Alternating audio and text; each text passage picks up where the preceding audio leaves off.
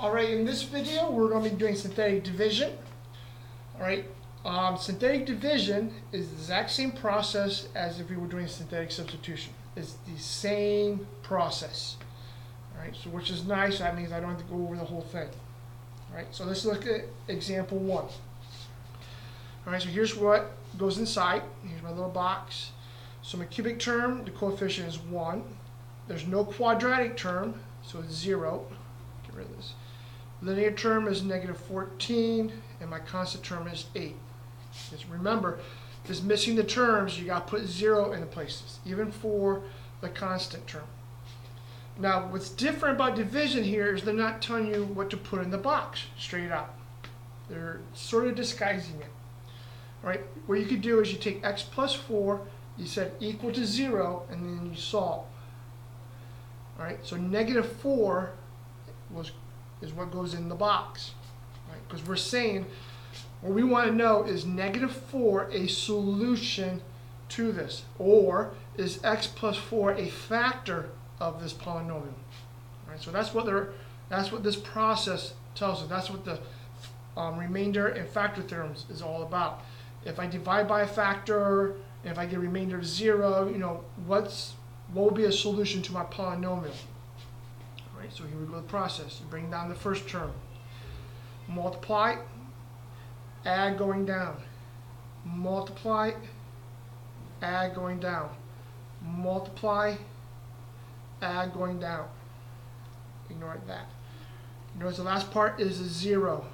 That, something important just happens. That means x plus 4 is a factor. Or negative 4 is a solution. Right? They mean the exact same thing. Also, now once I take this and divide by x plus 4, I get a new polynomial. Here's my new polynomial. All right? This is how you rewrite it with the variables back. First you start with a cube.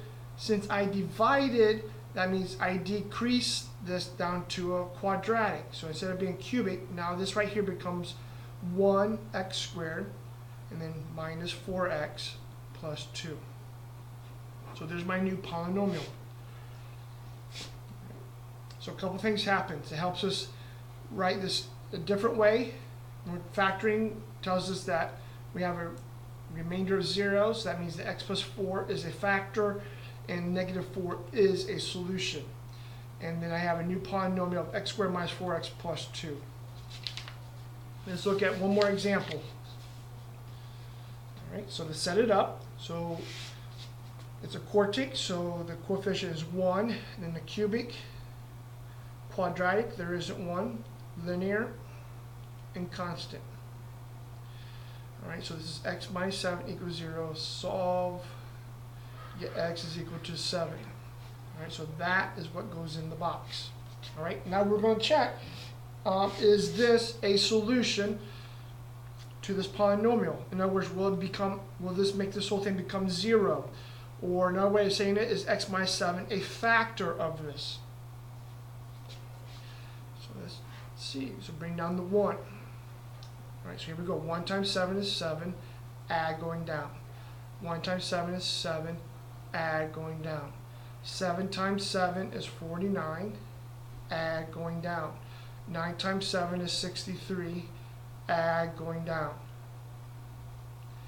Right, so I have a remainder of 96. So that means x minus 7 is not a factor. 7 is not a solution. So let's rewrite our answer like we did in long division.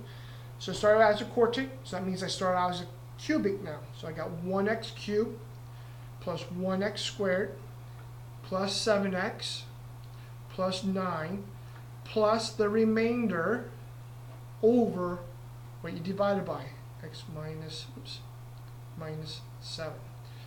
And there you go. So that's synthetic division. Same process.